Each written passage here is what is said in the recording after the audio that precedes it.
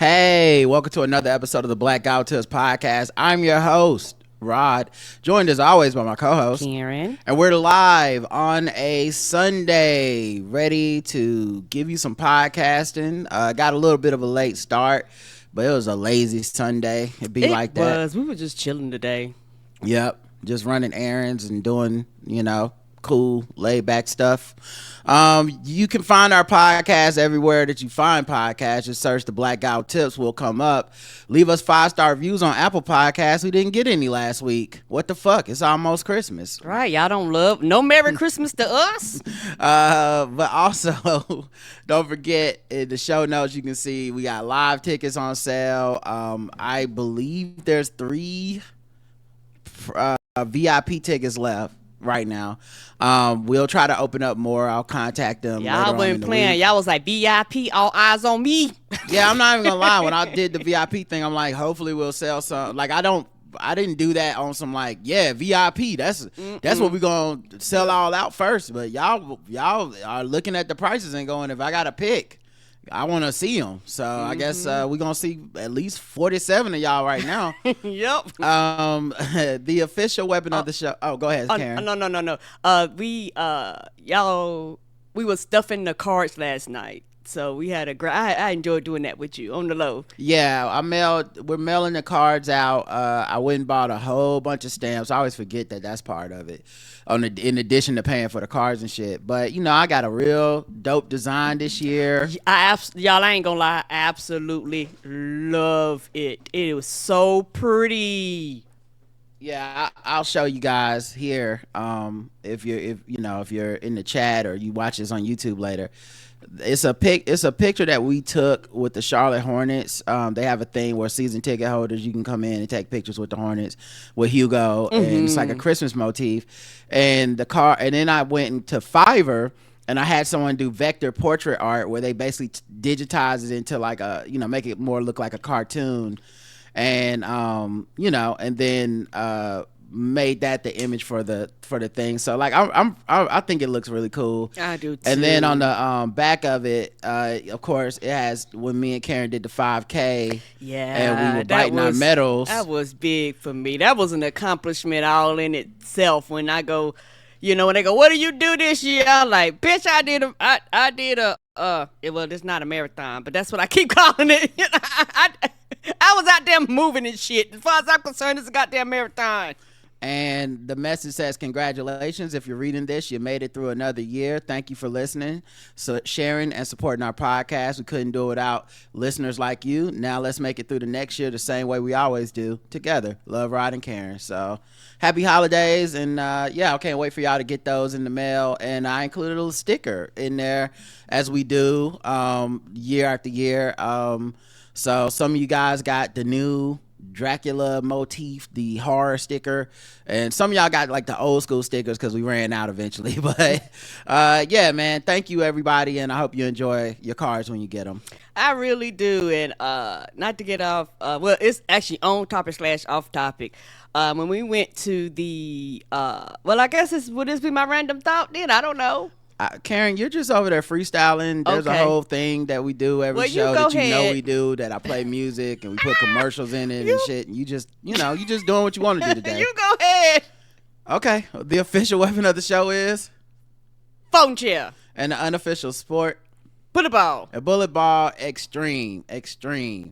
And of course, as always, we have different things that we talk about on the show, different segments. One of them being the banter segment. I guess we know, Karen, you do have banter. I do. Do you have any banter? Talk to me. Do you have any banter? Talk to me. Do you have any banter? Do you have any banter? I do.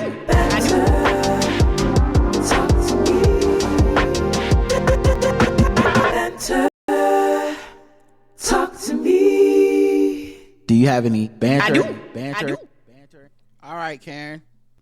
I was gonna say when we had went to take that picture, It was actually a really, really cool experience because that's my first time, our first time doing something like that. And so we went. It was a really fun and a really cool experience. We actually got to go out on the court, which I've never been, like on the floor itself, because that's what a picture was. And so we got to go on like the NBA floor.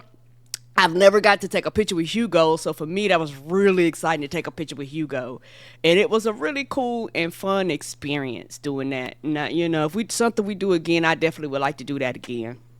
Okay, all right. Anything else for your banter? Oh yes, you don't have any? Oh, Let's see. If not, I could keep going. Oh, I asked Twitter a question, but I realized I phrased it the wrong way. I said, if someone were to get their food first at a restaurant and they asked you, hey, do you want me to wait till you get your food before I start eating? I was like, would anyone say no to that? Because I've never heard anyone say no to that. And I would never say no to that. I would feel like an asshole if you got your food first and I'm like, no, just wait till I get mine. It feels like something a parent tells a child or something. Yes, most people be like, you got your food, go ahead on and eat. But it was my mistake for phrasing it that way, because then it turned everybody into this scenario where they were like, no, the person who asked is the asshole. They should just wait to you get your food and then they should eat. And that was when I realized something. I don't hang out with assholes. And I don't mean... I've realized that too. I don't either. Well, hold on, player. Hold on. Because I know you want to agree, and I appreciate the banter. But I'm saying, I don't mean it in the everybody I hang out with will wait for me to get my food. I mean, I honestly insist, if you get your food before mine, go ahead and eat.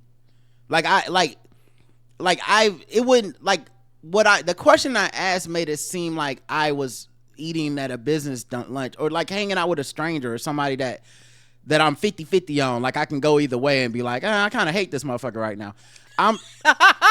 I honestly, if I'm out with you and my mom and somehow your food comes out before mine, please eat it while it's hot. Don't wait. Cause I'm like, don't let it get cold. Yeah, just fuck it. I don't care. And so I guess in my mind, I was assuming the same of so many people, but like someone used the word etiquette, and I was just like, this has become too big of a scenario. The word etiquette should not even come into what I'm talking about. I'm just like, right. You and your buddy go out to eat. His wings come out before your burger. Are you really like, hey, what the fuck, buddy? Right. Cause be hungry until I'm not hungry. Like, it's like, I don't really care, but it just made me realize I don't really kick it with a lot of people.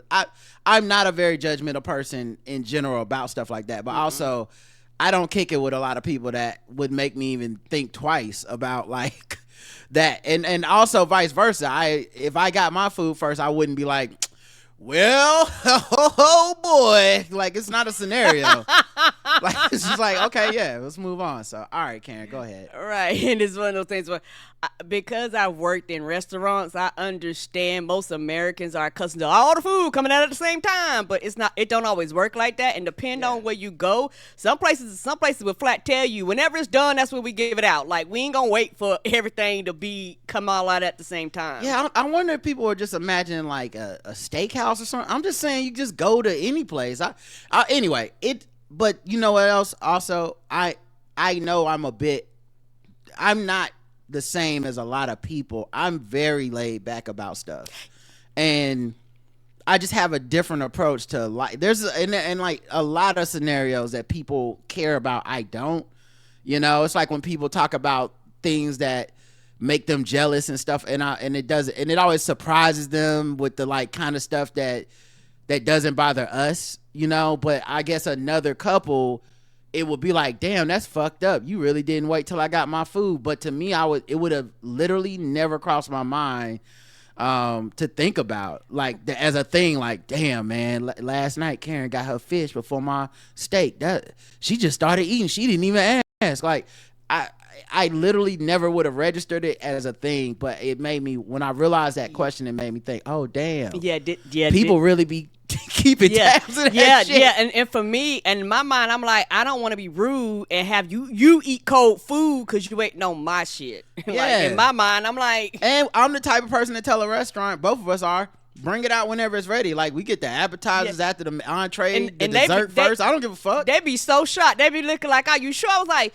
and in my mind, I'm like, there's no reason for us to wait 20 minutes for some wings to follow to then wait for the food. Because also we have worked in restaurants, and I'm gonna tell y'all right now, it gets ready when it's ready, y'all. Yes. All you really doing is getting cold soup. Like, yes, you are. Like, if the wings are ready before the soup, or the soup is ready before the wings, all they're doing is sitting the soup there longer on that counter and being like, don't bring it out till they get their wings. Throw it in the warmer. So the mystique and the illusion of it is just beyond me. I know what be happening in them kitchens. Just bring me my shit where it's hot and fresh. When it's done. Okay. And sometimes that shit be super hot. I had a doctor's appointment, and I was sitting there, and it was somebody else in front of me. And one of the people from the back came out. They was like, yeah, the person that was supposed to see you, they overslept and they're running late and we don't have nobody in here. And I was sitting there going, I hope that ain't the person I need to see. Because it's multiple people back there. I was like, I really do hope that ain't the person. And it was. And I was like, thank God. I hate to be like that. I was like, oh my God, I hope the person I need to see woke up this morning and made it to work on time. Because I got shit to do today. I'm honestly surprised that doesn't happen more often, or more importantly, I'm surprised they just said the truth. Yeah, they flat out told them. They was like, I'm sorry to tell you, they overslept. We thought we had a backup, but the backup, isn't here. They was like, you can either, and they brought him to the back, but I can hear him talking to them. Like, you can either reschedule, or we can just basically, you can see someone else. Like, they kind of gave them that option. Right. Yeah, that's interesting. They told the truth, because I just figured they lied and be like, oh, so the machine is down or whatever. I didn't think they'd come out and be like, maybe they didn't like that person. They was like, you know what, Rhonda done overslept 3 times this week. They got tired of Rhonda's shit. They not gonna get mad at me. They finna get mad at Rhonda's ass. Right. I was here this morning. I clocked in on time today. Professionalism is lacking. Okay, right. What happened to lies? Come on. This is another quick one, but I'm surprised that NASCAR dude didn't go by Richard Trickle. Like, it's weird that his name is Dick Trickle. We all know Dick Trickle. Even those of us that don't like NASCAR, we don't know what he looks like. But just the name Dick Trickle is too funny. And why did he just go by Richard Trickle or Rick Trickle or what? Like, there was a lot of ways to work this. And my man, was he just getting picked on his whole life and he just went with the joke? Like, fuck it. They gonna call me Dick Trickle anyway. I'm gonna be Dick Trickle. I don't know. I have lots of questions about Dick Trickle. Rest in peace, Karen. I don't have anything else. Okay. All right, cool. Well, I don't really have much else either. We can go ahead and get into some news and all that stuff that's happening on the show. Although, I think we've never started the show with this news before, but it's such big news. I feel like I want to cover it because it's going to lead to us talking about bigger things. Oh shit! Something happened. We're bringing egg salad to the barbecue. We might be problematic or a little bit dim. That sounds really harsh on our fragile pink skin. It's white people do. Chad, I don't know what happened. Girl, these whites. Down here wild and let me know what happened. These whites. Come on, child. Spill all the chamomile tea. What is cracking over there? All the Earl Grey is spilling. Come on. So you remember last year and this year actually. And I just gonna let you guys know for the record, this segment that we're about to do, I'm about to be very, very, very obnoxious. Okay, I'm just gonna let y'all know. There's no way around it. Let's just all accept it up front. Some of y'all ain't gonna like me talking all this shit. Some of y'all gonna be rah-rah and preaching. Some of this shit is gonna be about y'all, not you specifically. I don't know which of y'all participated in this bullshit, but it's stuff that we talk about a lot on the show. So it's stuff that, is giving me, like if I had my Smug mug right now, I'd be taking deep sips. Deep long sips, refilling it, taking more sips. But one of the white goddesses that everybody decided to hate all of a sudden, Blake Lively, is in the news. Okay, this is a singer, right? No, she is an actress who's married to Ryan Reynolds, who had a movie come out. That lady, okay. Yes, who had a movie come out that was critically acclaimed, but the press run for the movie was very controversial. So the first thing in the press run was her and the director fell out, right? So that's before the press run starts. But it, of course, was a thing where the entire cast and Blake Lively were not doing the press run with the director.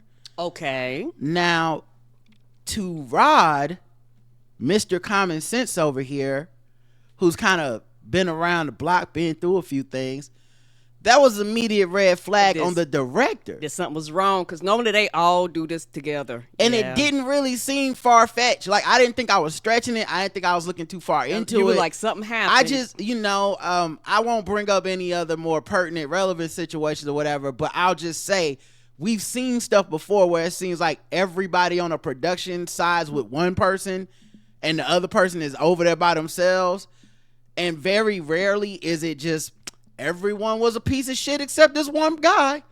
But in this case, this guy Justin Baldoni, who I believe was the director, the rumor was like, it was about the cut of the film.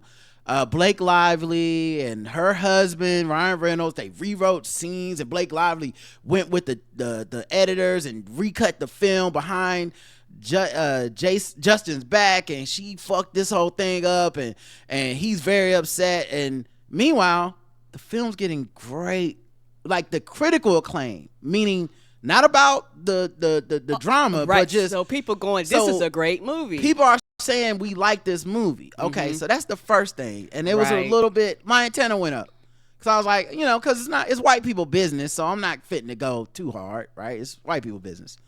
So I'm like, okay, that's interesting. Now, I cursory followed this. I wasn't in the weeds. Come to find out, on Instagram, the entire cast and crew unfollowed this man, but not Blake Lively.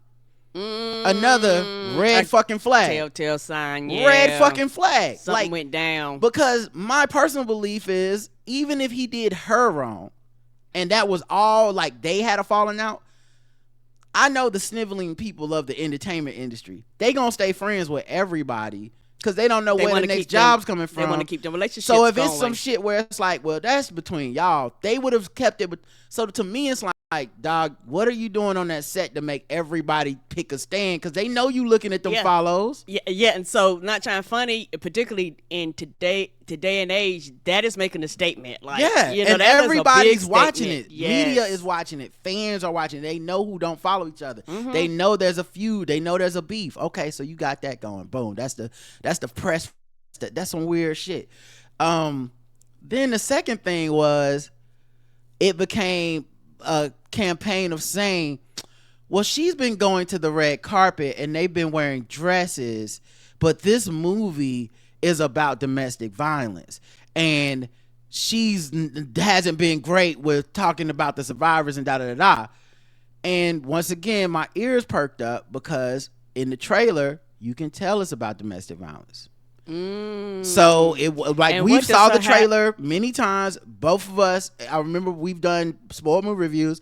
If you listen to the part where we talk about trailers, right, we always were like, this movie seems like it's gonna be about domestic violence. Okay, it's that movie. Yes. I remember exactly what you're talking about. And what does her wearing a dress got to do with anything? It was a dress with flowers, and well, we're gonna get into that. We're gonna get into the specifics, but just I want to point out, on its surface, like, you don't got to get in the weeds. Okay. Right? On the surface, it's like, why is that a problem? Right. What do y'all expect her to do? Show up at the press run with a black eye? It's a fucking movie. Right. And at some point, it becomes a mockery of the victims of this, of domestic violence. If you do show up and you like, guys, this is going to be hard and terrible, don't see it. It's, like, so, okay. Very interesting. Very interesting. But I noticed it. I noticed that shit. Mm-hmm. And then the third one, this is the one when I knew something was up. motherfuckers start pulling up old interview clips of her. Okay. And they were like, any interview that went awkward in any way, no context, no details, it was like, oh, this, like one of them was a woman asking her about pregnancy when I guess she was like her baby bump, when either she didn't want to talk about it or they had decided not to talk about it. And so for the rest of the interview, she was a little bit standoffish, like, hey. Because it might have been something that they agreed on, that they wouldn't talk about, a cover or something. And she's basically like, you broke this, but I'm not going to be ugly and just walk off because you broke it. But I'm going to make it awkward for you because you knew that this was something that you probably shouldn't have touched. And when you're doing a press run, shit like this happens a lot, by the way. Like, you know, I just saw like there's an interview where Big Pun's widow went on a podcast, and the podcaster tried to make it a fucked up interview by being like, you need to apologize to Fat Joe. Her and Fat Joe have had a lot of problems because she claims that Fat Joe never paid Big Pun's royalties and money to the family after he died and blah, blah, blah. The point being, you knew this as an interviewer. You didn't just ask her about it, which she probably didn't want you asking. Okay, but you didn't just ask. When you asked, you said, why don't you apologize to Big Pun to Fat Joe? Meaning you're saying it from a perspective of, I'm on Fat Joe's side and you're a piece of shit. Like, you need to apologize. You owe him an apology. Yeah, and how do you think that interview is going to go? Like, not trying to funny. I'm either going to look at you like I'm not answering that question, or either I'm be like, oh, you set me up. Like, some people don't respond well to that, and they would actually fucking end the interview, and they would look like the asshole. Like, no. I'm not answering this question. This is not something that I agreed to come to. You're an asshole for even asking me this goddamn question. Like, a lot of times, depending on the situation, they've actually pre-done these questions, y'all. So this is probably some shit that they were probably told not to ask. You're them. on a press run. There's a reason there's not 37 clips like that. Right. One person goes off script, and then what happens is you people, and keep in mind, this is years ago. People went and found this shit. Mm-hmm. People found any awkward interaction she had with like a cast of a TV show or something, be like, look at this. And both times, like I said, it's white people news, so I never cared too much. Right. But both times when I went to read the articles, because, you know, I read them for white people news, I was like, that can't be what everyone's upset about. Like I'm reading this and there's no fucking way y'all are fuming angry. And so what it started to remind me of, and this is when I have to get my Smug mug out, okay? It started to remind me of Johnny Depp, Amber Heard. I can see that. Rob is right. Yep, Rob is right. Rob is right. Rob is right. Yep, Rob is right. Yeah, Rob is right. Whoop, what was that again? Oh yeah, Rob was right. Rob was right. Cause see, the difference between me and so many of these other folks is I am not necessarily sympathetic to like white women, white people, celebrities, rich people. I'm not really sympathetic as much as I've talked about it so many times. I'm not going to lose my soul to the internet and the pressure on social media to get down with these hate campaigns. Right. It needs to be a reason. I watch people that I otherwise respect consistently. For years now. We know the manipulation that is happening. We know the constant attempts at manipulation, and I can consistently watch people fall for it. Each different iteration. This is why I love having this show, because we can come on here and not have to, we're not fighting the internet, we're not fighting bots, we're not fighting unseen forces. We can come on here and just say some shit like, guys, this Free Britney thing isn't a little fucking crazy at this point. Like, some of this doesn't feel weird to y'all as grown-ups. It's something is wrong and something is off, and it's the same way we would talk about Kim K. It's the same way we would just talk when we and for years now. And I have seen some of like the fan base for us being consistent. I could see their perspective changing, going, oh yeah, and I am part of the problem. Like, I just watch people's behavior over the time. People have learned, people have been burnt, people have realized that they have been caught up in the wave of the internet more than they thought they was. So I've seen people's perspective on this thing kind of in real time change as they are like, hey, I don't really give a fuck about this situation. I don't really give a fuck about these people. Why am I actually angry? And so because we, particularly with Kim K, for years we used to bring her up and people would come and be adamant. You were like, I understand they're not perfect. I understand they do fucked up shit and they have things to be angry about. But some of this shit y'all talking about, it don't make sense. Okay, so I think a lot of this stuff started off with bad faith actors who just were getting social media attention. They just wanted to troll. They wanted to manipulate. And unfortunately, so many people have taken up the bait that over the years we've taught the world that, hey, people can be easily manipulated online. You just need to say the right things in the right order and they will take it upon themselves to go be your flying monkeys. Yes. And so in the case of this Johnny Depp shit, and I still remember when we talked about Johnny Depp, there would be people that would write in, there would be people in our mentions, there would be people on our comments that were still, to me, sounding red pill by Johnny Depp's manipulative tactics. They had fallen for it. They had been on the TikTok videos. TikTok is like all this shit on steroids. It creates its own ecosystem and algorithm that you end up being like, this is the real truth. And it goes all the way from I hate X celebrity or Cheesecake Factory and dates or Cooking with Kaya to fucking Palestine. Like it is that we're gonna let Donald Trump win. That it is that strong, and there's never really seemed to be a limit to what it can and can't get people to believe. Because if you talk to people who just scroll on that shit all day, it's like talking to a crazy person if you don't scroll as well, because you'll be like, what are you talking about? Yeah, and for me personally, y'all, this is something I personally had to learn, and I am still online, not as much as I used to be, but I remember when I used to be online a lot and online heavy and tweeting and posting and all that stuff. I would realize when I would talk to people offline and I would be like, at such and such and such, oh, did you hear this? And people who were not online would look at me like, what are you, like we were literally talking two different languages. And one day I was like, oh, there's a difference here. Like the language is different, the code is different. They have no idea who I'm talking about. And that's when it dawned on me, hey, it's real and it's not real at the same time. You just spend more time trying to fucking explain the shit because no one knows. Yeah. Like you just, oh, and you have to see this video. Oh, and did you know about this? Oh, and did you hear this? And this blogger and this person. And you know, even when it's my friends and I'm talking to them and they're going down the list, in my brain, I can't help but be like, you just named 10 people whose opinion I would never seek out. No. Like, they're just not worth knowing what the fuck they think about the world. Agreed. So no, I'm not gonna go listen to Joe Budden's podcast. I'm not gonna start listening to Andrew Schultz. I'm not gonna follow Academic's Twitch stream. I don't care how popular it is. Nope. I know a garbage person when I fucking see one, and I don't need to like let that person become a tent pole in my brain to where they're a reference point just because I don't respect them. I'm not saying that my brain is like a reflective of society, meaning that, oh yeah, because he's such a big deal, I should be, you know, I'm in denial of how big a deal he is. No, it's the opposite.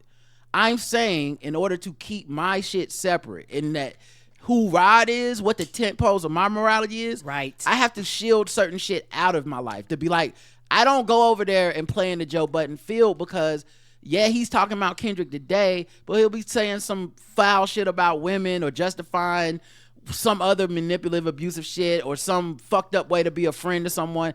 And y'all don't understand. You absorb that too. Yes, you do. You don't think you do, but that radiation gets in you too. That poison gets in you. It ain't all just, oh, I liked his opinion about this. And you know, people, if you go to our Spotify Wrapped or whatever, people that watch our show listen to Joe Budden, Charlamagne, like all the people I'm talking about. So we're just one person, but the reason our show don't sound like theirs because I don't consume that content. Right. You know, there's no need for our show to be the other show that is telling you about what they say over there all the time, right? So anyway, all that stuff to say, a lot of this stuff is manipulated, and it shows up in ways that feed into our already primed to hate people isms. Meaning, most of us, even the women listening, whether you're straight, gay, whatever, most of us have been primed our whole lives to hate women. Yes. Period. Yes. Period. Be it yourself it don't- or somebody else. Yes. So it don't take much for me to tell you X woman that is well liked, famous, a woman who has got her feminist bona fides, who has stood up for this, that, and the other time and again. It does not take much to tear that woman down in most of your minds, because you already have them on a ladder that has like Vaseline on the steps, right? It's like she gonna slide to the bottom way faster than most dudes will, right? Right. Okay. So like, that's why, for years on this podcast, I've been a person that takes up for Taylor Swift, but I'm not really taking up for Taylor Swift. I'm taking up for the truth. Like, it's not really about it's just, guys, some of this shit is a lie. You're listening to us and you're in our audience. I would like you to be smarter and more informed than I read X lie on social media and now I'm just running with blank lie. Right. Like, it should take more proof than that for you to just throw these people in the fucking trash. Right. And yes, I get it. They're a white person, they're a woman, they're a man, they're rich, they're this. Right, which means you already have a certain level of like jealousy or hatred or bias or whatever against the person, which makes you easy to program. It's so many people out here volunteering to be hated by you. Right. It's not secret. They openly, like, I'm gonna say some hateful shit, and we'll do extra work to go find somebody that's minding their business or doing good in the world. And we never fucking wonder why people who do and put good shit into the world, why do we need to be hating them? Like, I won't go through the whole Taylor Swift thing again, but I have before. I remember trying to get to the bottom of it. Right, because that thing really bothered you. You was I don't understand. I went and did research. I don't even really fuck with her like that.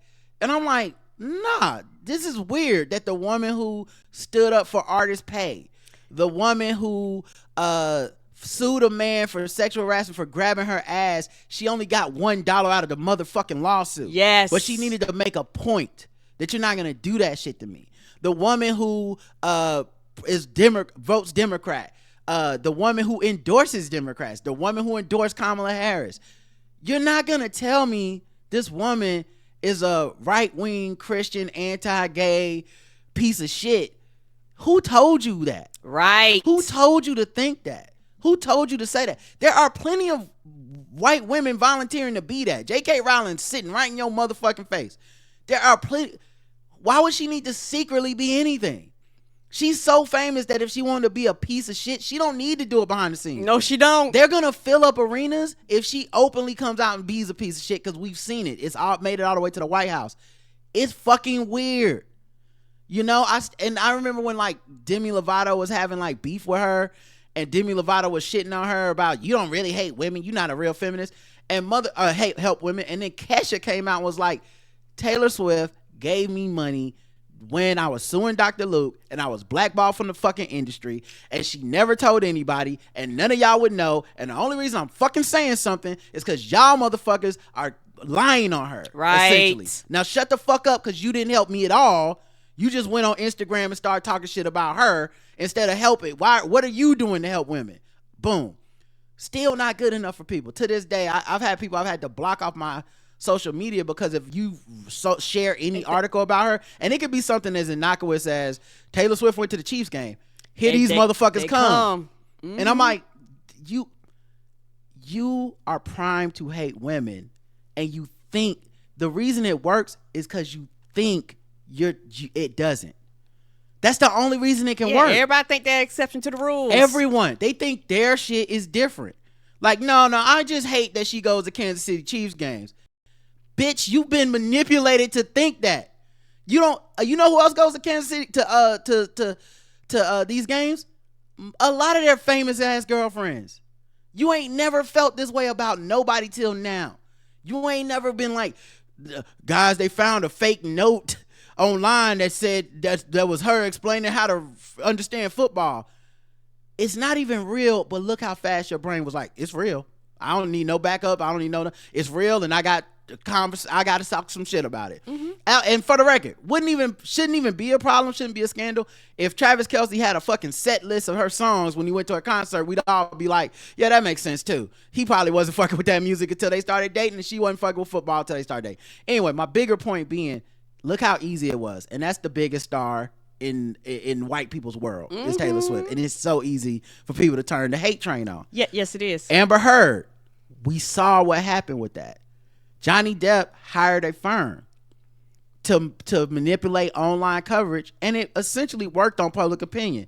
To this day, many people, anti-Amber Heard, same thing, had to block those people off of my social media back in the day, because all you have to do is share an article. It's not even me giving an opinion.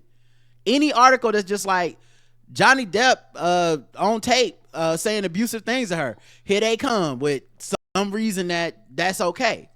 And I'm like, all right, I don't know what you've been red pilled with. I don't know what TikTok you've been down. I don't know but a lot of these podcasts, a lot of these people have been using this information. They've been getting a lot of attention off of it, and you get a lot more clicks and views off of hating her. This is a fact. I watched a documentary that I think it's called Johnny vs. Amber, but I can't be sure what the name was. It was either on Netflix or HBO. And both of those the documentaries pointed out the people who made content that said she ain't shit got way more views than the people that went through and was like, well, no, this is why Johnny's lying. It was like, no one wants to hear that shit. Right. And so when you're in an attention economy, what kind of content you gonna make?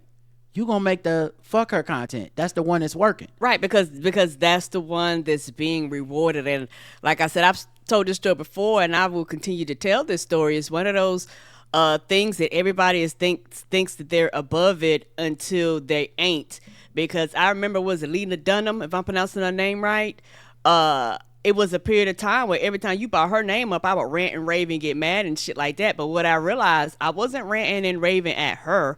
I was ranting and raving at the people that represented her online and all that type of stuff. And those two things are two separate entities, because she didn't do anything to me. Honestly, I don't even think you were ranting and raving. This is the point I'm trying to make, and I'm not trying to be a dick about it, but I don't even think you were ranting and raving at the people who support her or any of that stuff, because you weren't interacting with them. That's true. They weren't interacting with you. They weren't finding your tweets about her and trying to fight with you or anything.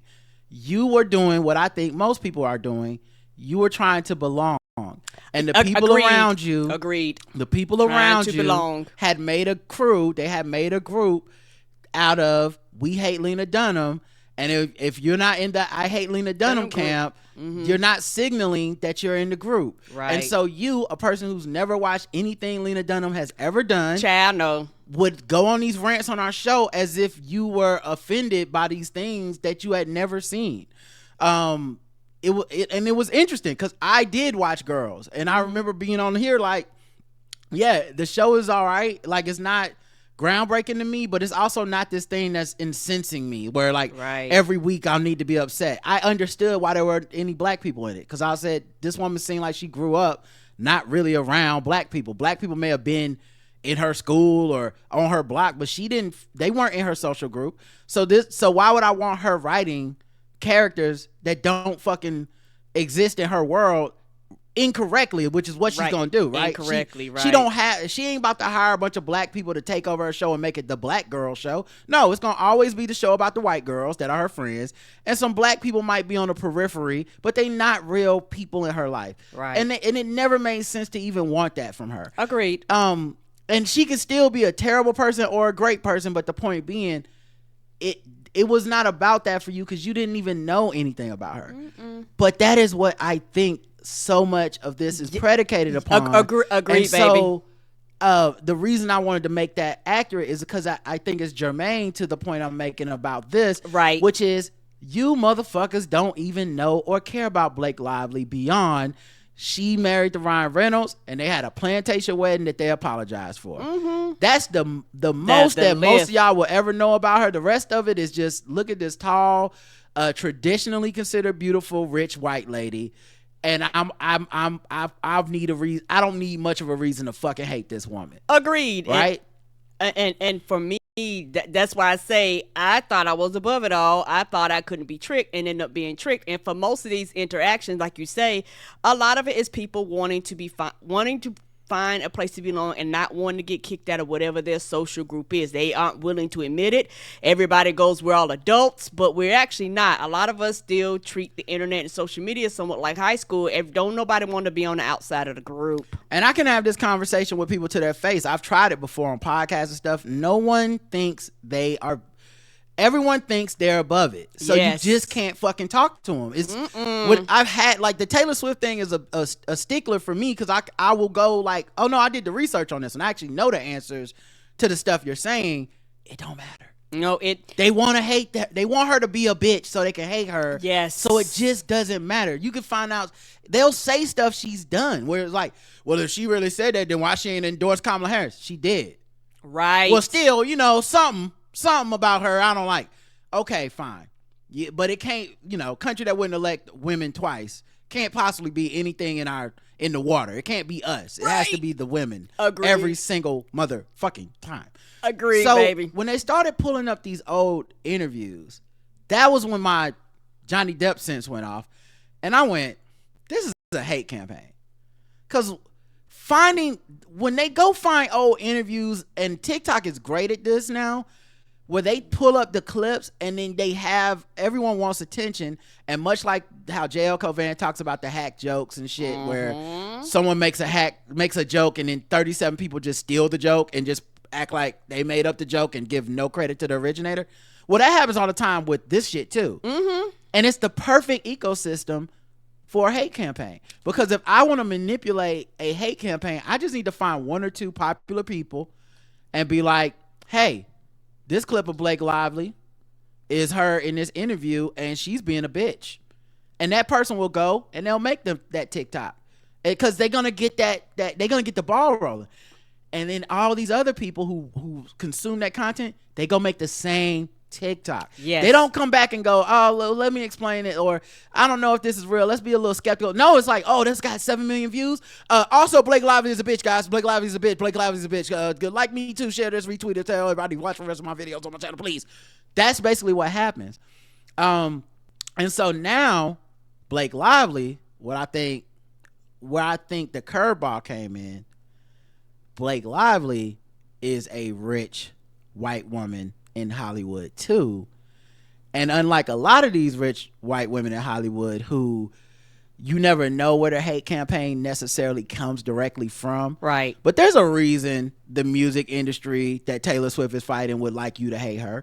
Yes. There's a she's reason. trying to get people. She's trying to get everybody play. Even your black ass is talking about hate this bitch. She's like, no, I'm trying to get you paid too. Yeah, there's a reason they will want. There's a reason Dr. Luke would be like, she did what? No, I'm boxing Kesha out of all money. She's floating her. I need to get Johnny Depp PR phone on the phone. Like, I'm not saying that's what happened, but yeah, it's not beyond the realm of possibility.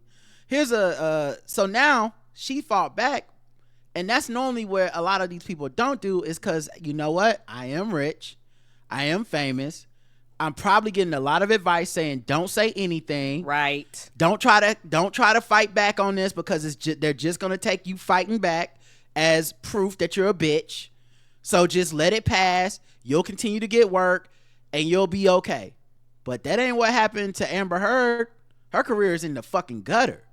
And she was one of them ones for white people. Like, she was booking roles left and right. And Lily Aquaman is They literally wrote her the out. last time we seen They her. wrote her out of Aquaman 2, essentially. Mm-hmm. Just because they was on some like, we don't know, right? Even though we know there was a hate campaign. We know it was a PR firm that manipulated a lot of stuff. We know a lot of these online sources were caught up in it. Like, people that were campaigning for Johnny Depp, later he's on their podcast. He's meeting with them. They're taking pictures.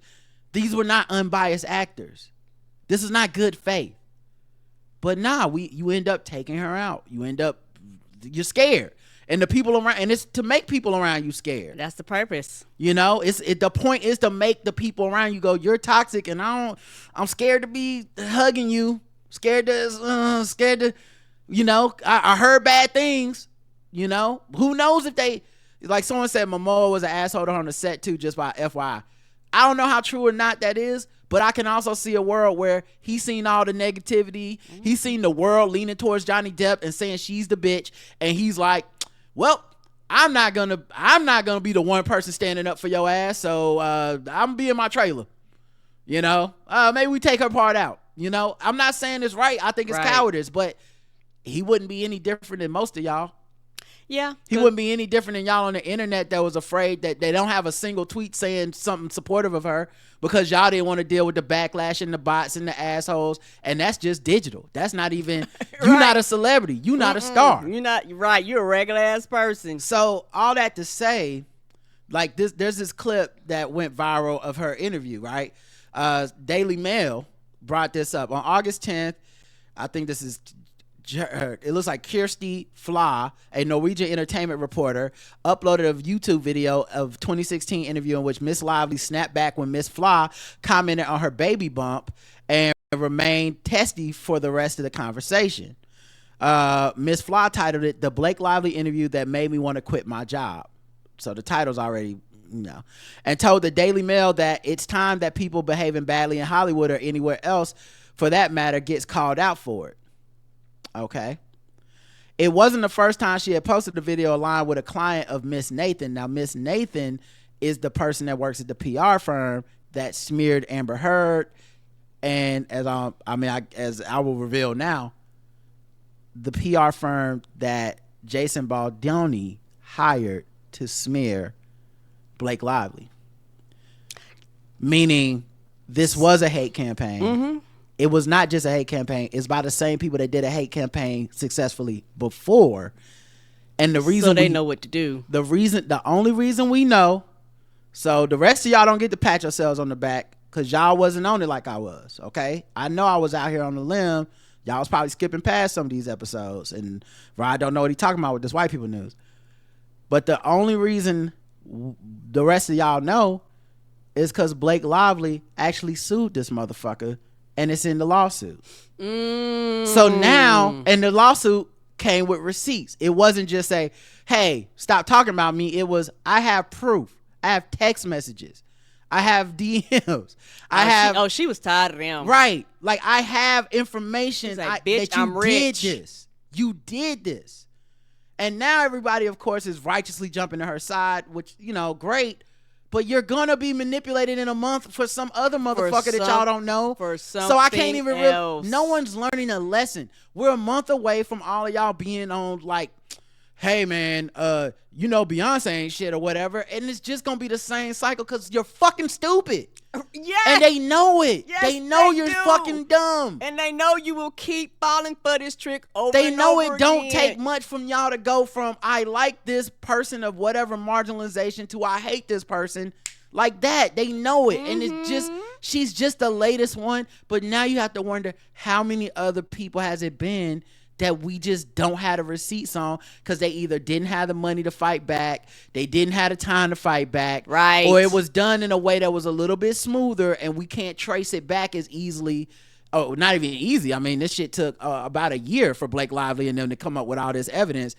So some people ain't got the time and the money. We just hate to hear their name for some reason. We'll never know why. It wasn't the first time this woman had posted a video aligned with a client of Miss Nathan. In 2022, in the midst of Mr. Depp's legal battle with Miss Heard, Miss Fly posted clips of her interviews with the actor tagged #Justice for Johnny Depp. Yeah, so this is her thing. Yes. I know people who are fuck Johnny Depp, fuck what he did to Amber Heard, who are also like fuck Blake Lively, fuck Taylor Swift. Then you didn't learn shit. You still taking everything at just woman's wrong till proven right. It's crazy how easy it is to fucking manipulate people. Mm-hmm. Now, the things she's suing for are more than just the like it's more than just like this hate campaign. What she essentially says is he sexually harassed her on set, made the movie uncomfortable to film. Wow. And made it a hostile work environment. And then when he knew, keep in mind, this is a movie about domestic violence. Jason Baldini has a podcast that's about toxic masculinity and how not to be a toxic masculine man and stuff. Right. So he's a male feminist, like pro whatever guy. And so it seems to me it's not beyond reason to say he went on the aggressive because he was like, I can't take the hit of someone as famous as Blake Lively, who's actually worked with me, coming out and being like, in a movie about domestic violence, this man who claims himself to be a white knight is actually a real piece of shit. Real, like, not, these aren't in the middle things. There's specific things in the lawsuit. Like, one time she wore a low cut dress because she was breastfeeding because she had just had a baby. So she wore a jacket underneath over the top the dress. Okay. While they were on set or whatever. And during a meeting or whatever, like the jacket popped open a little bit and she closed it back. And he was like, no, leave it open. Like, you know, trying to make, and she said, I'm not wearing this to look sexy. He was like, well, you look sexy to me or whatever. And she was like, well, that's not why I'm wearing it. He's like, well, I'm sorry, you look hot. This is Mr. Consent, Mr. No toxic masculinity. And he's saying this in front of people. Like, this is on set. So other coworkers, because the thing about, if you've never been on the set, y'all, there are people on the camera, people behind the cameras. There's wardrobe, makeup, hair people. You know, sometimes it's hundreds of people just randomly walking around. On the day of shooting the scene in which Miss Lively characters give birth, spoiler, Mr. Baldini and Mr. Heath suddenly pressured Miss Lively to simulate full nudity. Despite no mention of nudity for this scene in her script, her contract, or in previous creative discussions, Mr. Baldini insisted to Miss Lively that women give birth naked and that his wife had ripped her clothes off during labor. He claimed it was not normal for women to remain in their hospital gowns while giving birth. Miss Lively disagreed but felt forced into a compromise that she would be naked from below the chest down. When the birth scene was filmed, the set was chaotic, crowded, and utterly lacking in standard industry protections for filming nude scenes, such as choreographing the scene with a intimacy coordinator, having assigned nudity rider, or simply turning off the monitors so the scene was not broadcast to all crew on the set and on their personal phones and iPad. Mr. Heath and Mr. Baldoni also failed to close the set, allowing non-essential crew to pass through while Miss Lively was mostly nude with her legs spread wide in stirrups and only a small piece of fabric covering her genitalia. Among the non-essential persons present that day was Wayfarer co-chairman Mr. Sourwitz, who flew in for one of his few set visits. Miss Lively was not provided with anything to cover herself with between takes until after she made multiple requests. Miss Lively became even more alarmed when Mr. Baldini introduced his best friend to play the role of the OBGYN, when ordinarily a small role of this nature would be filled by a local actor. Miss Lively felt that the selection of Mr. Baldoni's friend for this intimate role in which the actor's face and hands were in close proximity to her nearly nude genitalia for a birth scene was invasive and humiliating. It was the fucking, and not trying to find. This is why you need intimacy coordinators. This is how you get sued. This is why you need these people. And if you don't, and the thing is, as powerful as we think Blake Lively is, as rich and spoiled and all this stuff that all of us think she is, right? All of us assume she's walking through the world with her head held high and just demanding everything. The fallacy in that is the scarcity model of Hollywood. None of these motherfuckers really have that. None of them. This is the kind of thing you think on set you take a stand. But it's also the kind of thing that they're wrong. You take a stand, you become what she was until she's sued, which was a bitch nobody should want to work with, right, who's just impossible to deal with on a set. That's what happens, and that's what we accept, and that's what we run with, and that's why it's fucking dangerous to be like, I'm gonna just accept that this person's just a piece of shit and none of us knew. Why? On another day, she wore a low-cut dress to facilitate breastfeeding, but had to cover it up with a coat. When the jacket briefly popped open at one point to reveal the dress, Mr. Baldini commented about how much he liked her outfit, which flustered Miss Lively. Later that day, Mr. Baldini pressured Miss Lively, who was in her pre-approved wardrobe, to remove her coat in front of the crew and multiple background actors in a packed bar. He said he wanted her to see her onesie under the coat because it was zip low to reveal her lace bra. Consistent with the past practice, he said, I think you look sexy, in a tone that made her feel ogled and exposed.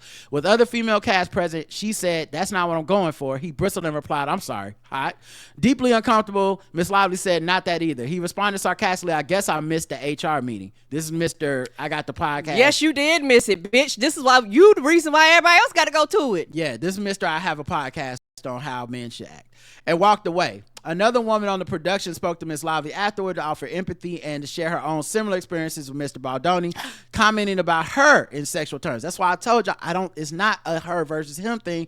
When the whole fucking cast and crew not fucking with you, they seen some shit. It's you. It's you. As a result of Mr. Baldoni's behavior on May 29, 2023, another cast member lodged a sexual harassment complaint about his gross and unwanted comments towards her and others. It's never just one thing. It's never just one thing.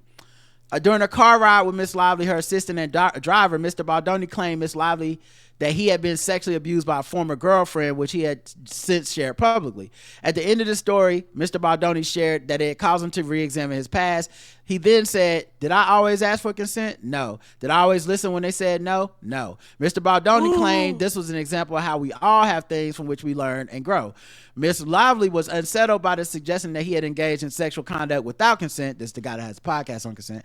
When Miss Lively exited the car, the driver immediately remarked that he did not want Miss Lively to be alone with Mr. Baldoni going forward. Okay. That's when the driver's like, you know what? Yeah, dog. No, I'm not. Yeah, it's gonna be at least 3 of y'all back there at all times. The PR team that they hired were the same ones that slandered Amber Heard, right? They were shocked how easy and how much this shit worked on Blake Lively. Even they were shocked. Like, wow, this hate campaign is working. They have text messages that are in the lawsuit. Oh, she had the evidence. She was like, I got the time, bitch. Right, and that's another thing. Fighting back takes time. Yes, because you gotta research. Almost none of y'all, I'm not going to say us, none of y'all tend to believe the 50-50. It's got to be like in stone. It's got to be like this. It's got to be 57 paragraphs in a lawsuit. Like, he did this and he did this and there's witnesses to this and this person told me that. It's got to be like that. Because if Blake Lively would have just did a podcast and been like, no, this dude's the asshole, it wouldn't have been good enough. It's like, well, maybe he is, maybe she is, who knows?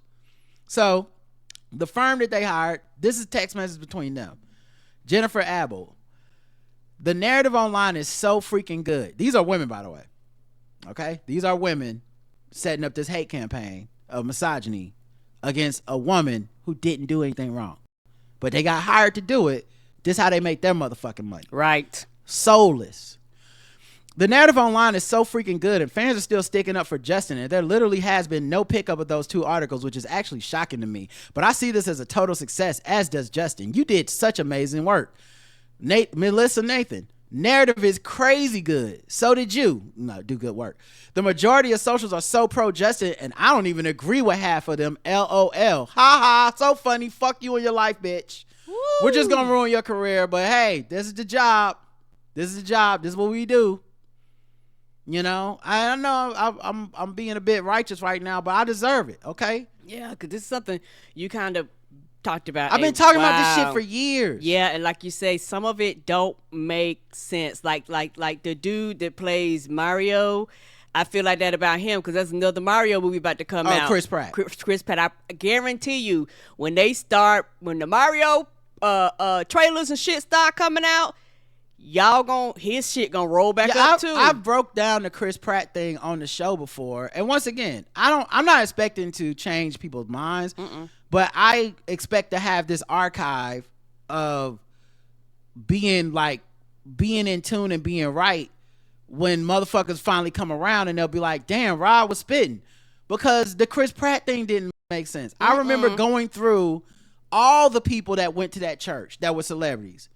And I said, why are y'all stopping at Chris Pratt? Right. If this church, if he's a hateful bigot, but he's very private and won't say it out loud, but he's a hateful bigot that just hates trans people, hates gay people.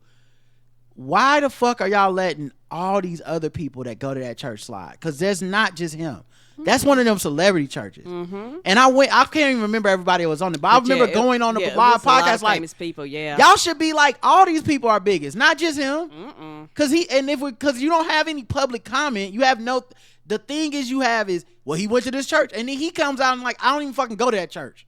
Like, I went to that church a couple times, that's not my church. Don't matter. Truth don't matter, dog. Truth don't matter. And I get it. He's a rich white dude. Why the fuck would he fight it? I'm winning. Yes, he James is. Gunn gonna put me in something else. Marvel's gonna put me in something else. I'm gonna be in every summer blockbuster. I could take time to fight this and clear my name. I could, try to like get you guys to listen to my ex-wife that I would never disrespect my son and talk about not being proud of him or no shit like that. I would never do something like that. But y'all ain't gonna believe her when she tell y'all that anyway. She told y'all that, and what did y'all say? I don't know, something about it. Right. Y'all are so fucking dumb. So easy to manipulate motherfuckers. But yeah, like this whole thing has been so wild to see, and I'm glad she fought back and revealed it. But the proof of it is you really don't know until the next one. No one's gonna learn shit until the next one. That's when you learn. Will you see the next thing and be a little skeptical, or are y'all gonna turn on, I don't know, Charlie, just whoever? Are y'all like, who's the next person that y'all gonna be like, everyone loved her and now we fucking hate her, and we decided, we saw an old clip on TikTok and 12 other TikToks and a bunch of tweets, and now we hate this bitch, and they're right and I'm wrong, They had an article in the New York Times about this. And for the record, I think what really set me off, because, I didn't care that much because it's white people news, but what really let me know I was right, and this is the sign, okay? This is always, I go by this a lot. I go on Facebook, and I see JL Covan. He's made a post, and he's like, I don't know about y'all, but I'm siding with the cast and crew of some fucking CW show I never heard of, and the director, and not with half of the couple of the most annoying people, Ryan Reynolds and Blake Lively. I'm taking the opposite side. And I didn't even know the rest of this had dropped yet. I don't even know if it had dropped yet. But Okay. I saw his comment, I saw his thing, and the first comment I left was a gif of I think it was Jameis Winston warming up to play quarterback, like he was getting loose, shaking, stretching, and throwing, getting ready to throw passes. And I said, "This the JL Jinx warming up." Karen, when I tell you, maybe 20, 30 minutes later, this shit dropped. Oh no! I said, "This why the fuck I be trying to tell JL, but he, this is he can't help himself. He can't help He it. can't help himself, okay? He hates these beautiful white women's, and he just immediately like, these bitches need to be put in their place like they used to do me, or whatever it is. I don't know, but it jumped out of him, and I said, I'm gonna go start looking shit up now, because this is my sign that I'm right. Like, I had secretly been feeling like I was right for over a year, but this confirmed I was 100% on point, because here comes JL. So yeah, this firm does this public manipulation for these celebrities and stuff to like help their clients.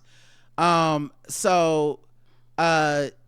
they said he wants to feel like she can be buried. A publicist working with the studio and Mr. Baldoni wrote in August 2 message to the crisis management team expert Melissa Nathan. And Melissa Nathan wrote back, we can bury anyone.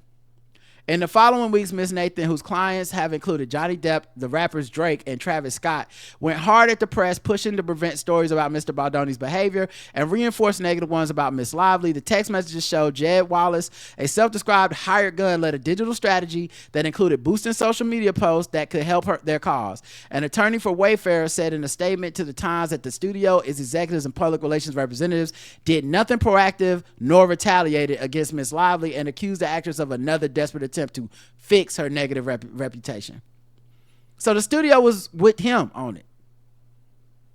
This is fucking crazy. In a movie about domestic violence. Yeah, and like I say, the biggest thing, I'm gonna go back to this. The biggest thing is when like the cast, like the stars are like, hey, we're not following you on social media either. And like you say, the stars actually did literally a separate press run from him, because normally like they all do kind of individual press runs, but they have like a span where they have someone, oh, these are the ones we kind of all have to show up to, right, for the crew to be like, we're not showing up to none of that shit, fuck him.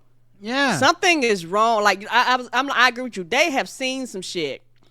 It's just crazy because this is one where we have the actual proof of it. Yeah, so hopefully this is one that I hope people can't argue. But I don't know. People hate women enough that yes, they do. You know, it's the same way we don't hate women, but fuck that bitch Hillary Clinton. Right. She wasn't a good enough candidate. She ran a terrible campaign. You know, like, but we don't hate women. Right. We don't hate them though. Trump's campaign was just apparently much, much better and more organized and whatever. Right. I hope she put out a statement. I hope my legal action helps pull back the curtain on these sinister retaliatory tactics to harm people who speak up about misconduct and helps protect others who may be targeted. What's crazy is I feel like this election, I feel like Joe Rogan's following, in many cases, a lot of the podcast sphere, the manosphere, all that has been a direct retaliation to the Me Too movement. Yes. But the reason that it was considered a direct retaliation, the premise underlying all of this has been because the Me Too movement got too strong. Remember? Mm-hmm. It's because we started even the accusation against a man meant his career was over. We must free Jonathan Majors. We must, that shit. Mm-hmm. To this day, y'all still talk like that. If it's so fucking strong, how can it just pull down one of the biggest women in Hollywood like that? Nobody says shit and nobody cares. If Me Too was so fucking strong, what the fuck happened to Time's Up? Right. What the fuck happened to all those movements? What happened to all that money? What happened to clearing up Hollywood? What happened? You can't even say the wrong thing in an interview. A man won't even have a job. Apparently that's not motherfucking true at all. Mm-mm. Apparently you can be on the set. There's another part where there was like a dance scene where the cameras weren't even on for the scene because it was either like rehearsal or like it was something where there was no dialogue in the scene because the audio wasn't rolling for the scene, right? And so he went up to her and did some shit where like he put his lips close to her neck and was saying like sexual stuff to her. And it's like, what? Yeah, on another occasion, Mr. Baldoni and Miss Lively were filming a slow dance scene for a montage in which no sound was recorded. So there's no sound to be... Right, because they're going to put all the stuff in afterwards. He chose to let the camera roll and have them perform the scene, but did not act in character as Ryle. Instead, he spoke to Miss Lively out of character as himself. So I guess he stars in the film and directs it. At one point, he leaned forward and slowly dragged his lips from her ear down her neck as he said, "It smells so good." None of this was remotely in character or based on any dialogue in the script, and nothing needed to be said again because there was no sound. So no sounds going into the scene. Mr. Baldoni was caressing Miss Lively with his mouth in a way that had nothing to do with their roles. When Miss Lively later objected to this behavior, his response was, "I'm not even attracted to you." Like gaslighting. Like, bitch, you crazy. I don't even like women that look like you. I just put my lips and said you smell good and all this shit out of character just because. To all the ladies. That's just what I did. That's just what I do. You know what I'm saying? That was actually how dedicated I am to acting. But yeah, this dude had his own "Go Be a Good Man" podcast. Mm-hmm. It's the lawsuit lists demands that were addressed. She says because of his conduct, among these demands, no more showing nude videos or images of women to Blake, no more mentioning of his alleged previous pornography addiction, no more discussions about sexual conquest in front of Blake and others, no further mention of cast and crew's genitalia, and no more inquiries about Blake's weight, and no further mention of Blake's dead father. There's also a demand that there be no more adding of sex scenes, oral sex, or on-camera climaxing by Blake Lively outside of the scope of the script that Blake Lively approved when signed onto the project. Right. Right. The suit claims demands were embraced and approved by the studio, but there was a huge conflict over how it would be marketed. Blake wanted a more upbeat pitch about her character's resilience as per the marketing plan, whereas Baldoni wanted to focus on the domestic violence and chose to go off script from the plan.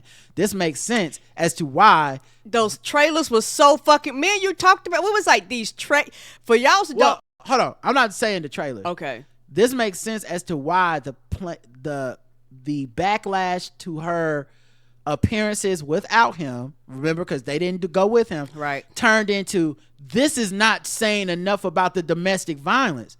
That's what he wanted. So she wanted to do this thing that was like, listen, this movie, we need in like we need to be a more uplifting, resilient, like we want to show people that she's not just a victim. Right. This is not just a movie about you're a victim, look at the trauma. It's a movie about coming back from it. It's a movie about resilience. It's a movie about perseverance. That's what we want our PR campaign and our press run to be about, right? Mm-hmm. He's like, no, I want this to be about the domestic violence and the trauma of the character and what they went through, right?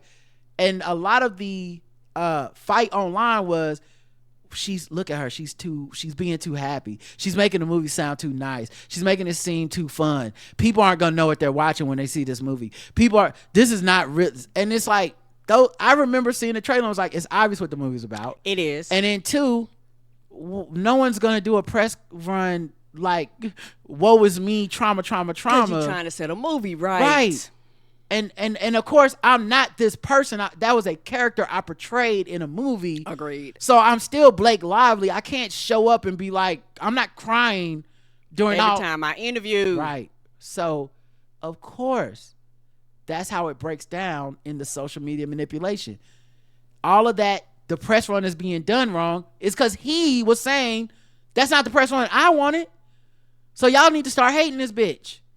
Lively claims that him and the company engaged in a social manipulation campaign to destroy her reputation. The suit includes text from Baldoni's publicist to the studio's publicist, which say Baldoni wants to feel like Miss Lively can be buried, and we can't write, we will destroy her. The suit claims the campaign caused Lively's harm to her business and caused her family severe emotional distress. Baldoni's lawyer, Brian Friedman, lashed out at the lawsuit, saying it was designed to fix her negative reputation, adding the claims are false, outrageous, intentionally salacious, in an intent to publicly hurt. So she once again, she's the real asshole, and some people gonna roll with that, I'm sure. Mm-hmm. She's the real asshole. This guy's innocent. Fuck those text messages. There's nothing to see fuck here. The evidence. Fuck anyone else who comes forward. Fuck everyone unfollowing him. Fuck them doing the press run without him. It's clearly all her, and she's just a piece of shit, and she needs to salvage her reputation, and that's it, guys. Nothing to see here. Freeman goes on to say Lively was a nightmare on set, threatening to not show up to set, threatening to not promote the film, ultimately leading to its demise during release. Yeah, I don't believe any of that. I can tell you how I believe that, Karen. Would you show up to a set? Would you threaten? Not okay. If this shit was happening to you, okay, yeah, towards the end, yeah, I can see that. Right, but then they right. spin it into like, look at this crazy bitch. Okay, because I was like, that sounds crazy, but then yeah, because it was like, okay, I've had enough of your abuse. This is it. Like, and it was probably somewhere where they were kind of getting to the end or some shit like that. She was like, you know what, I'm tired of this. Right. He reportedly asked his trainer how much Blake Lively weighed, which she felt was fat shaming, but he said he did that because he has a bad back and he was trying to protect his back. Bitch, whatever. You don't need to know how much I weigh. Also, like that could be a misunderstanding, right? But let's talk about that. If you have a bad back, either you can pick her up or you can't. Agreed. It's really not it wouldn't matter what the fuck her trainer said. It didn't matter what number it was. If it's in the script for you to pick up, then it's in the script. If you're gonna have someone else do it, then you're gonna have someone else do it because you got a bad back. The number don't matter. But when you're a motherfucking weirdo, of course the person's treating it like, what are you saying? You know what I mean? Like, what does this really mean? Are you trying to talk more about my body, mister? I need to see them titties. You know? But yeah, the other shoe has to drop on this shit always, or nobody's gonna respect the person that's being targeted as the bitch. So yeah, it's gonna be interesting to see where it goes. I'm sure it's not over because, I mean, if we learn anything from the Johnny Depp Amber Heard thing, people will go out of their way, bend over backwards to be like, nah, that shit will hang around. it's really her fault. Mm-hmm. Like it don't matter to this day. It's still there's people listening to our voice right now that just heard, damn, they did that to Blake Lively, same people that did to Amber Heard. They're like, yeah, but Amber Heard's a bitch though. Come on. Mm-hmm. Let's be for real, guys. All right. We know she's the asshole. Like, it just is what it is, and I don't think you can undo it for people. They're just gonna be red pilled without thinking. No one thinks they're red pilled. Agreed, and it's gonna be interesting. Whatever her next role or movie is, people gonna bring this shit up regardless. Yep. Anytime It's gonna follow her around. I mean, there'll be some people that see her as a hero for a while, but you know, Justin Baldoni and his side are not gonna be done engaging in this. Nope. And so I feel like they'll have their response, and then we'll see who takes him at face value again. I'm sure, you know, maybe he'll do his podcast or whatever, but there's not going to be anyone who comes out and goes, this guy sounds like a piece of shit. And it sounds like this PR firm with this woman is a piece of shit. It sounds like Johnny Depp's a piece of shit. It sounds like the fucking studio's a piece of shit. And it's weird that all the people who worked on the film, except for this motherfucker, sided with her. Sounds weird to me. Sounds weird. You know, but let's see how it plays out in the court of law or whatever. Because a woman need to go above and beyond to prove that she ain't the problem. Anyway, that was white people news. In-depth edition. Right. I honestly don't feel like talking about anything else. White people news, we're bringing egg salad to the barbecue. We might be problematic or a little bit dim. That sounds really harsh on our fragile pink skin. It's white people news. I'm sure there's other things to talk about. We'll get to them during the week. If that, you know, it's a holiday week, so who knows how much we'll be on the air, how much we won't. Right. But it's not white people news, but I just think it's I'll talk more about it later in the week, but Zelle Records revealed payments from Tory Lanez father to blogger Milagro amid Megan the Stallion Did Megan harassment. say that? Megan was like, he is paying motherfucker. She was like, this hate campaign on me. I'm the fucking victim. Makes no goddamn sense. Cause she was like, I'm not gonna say that. I'm a bitch. I'm tired. And she came out. And everybody was like, oh bitch, you hating. You know, making music and shit like that. And you're like, no, this shit is fucked up. It's coordinated. Imagine how many of y'all are on Megan Thee Stallion's side, but was against Blake Lively. I just want y'all to sit with it, because I know I'm not talking to everyone, but some of y'all are the people I'm talking about. You know, some of y'all know the people I'm talking about. Imagine how easy it is to manipulate you. All that needs, if it's a black woman, all of a sudden you're a little more skeptical. You can be like, I don't know if Megan Thee Stallion is, y'all talking crazy. What y'all doing? But when it's Blake Lively, all of a sudden it's nothing. You know, I was listening to a podcast the other day, and they had like dudes writing in letters and stuff. And one of the dudes wrote this letter about the election, but it turned into basically like a weird black conservative anti-woman rant. And one of it was like, people that believe that are the same people that believe Tory Lanez shot Megan Thee Stallion. I'm like, bitch, he did. He in jail for it. Right. And I'm like, yeah, so you an easily manipulated dummy. Got it. Pretty easy. Yeah. Okay. So you're a fucking dumbass. I don't need to respect your opinion. But it's funny because there's people that don't see the connection between that. Now, when that person finds out Tory Lanez's father was zelling payments to a blogger who was promoting, hey, Tory Lanez did not shoot Megan Thee Stallion, will that person go back and go, fuck, they got me? 0% chance. They will go, no, he paid the payments, but you know, it was the real truth, because that's what I need to believe so I continue hating this black woman. Agreed. So anyway, this is me gloating. Let me take a long sip of my Smug mug. I said, did we play Rob Was Right? Did we get that clip yet? I played it earlier in the show. Okay. But I don't mind playing it again. Thank you. Okay. I've been very smug. Okay. You got your Rob was right. Yo, Yep, I was Rob right was clips. Rob was right. Rob was right. Yep, Rob was right. Yeah, Rob was right. Whoop, what was that again? Oh yeah, Rob was right. Rob was right. I've been right about all of it! We've been right about all of it! Woo! Yes! Yes! I told you. What did I tell you? Didn't I tell you? 'Cause I told you. And when did I tell you? A long time ago. And what did I say will happen when I told you? Exactly what just happened. But first, a deep sip from a very tall glass of I told you so. All right, guys. We'll talk to you the rest of the week. Thanks for That's listening. hilarious. Until next time, I love you. I love you too. Mwah. Bye, everybody.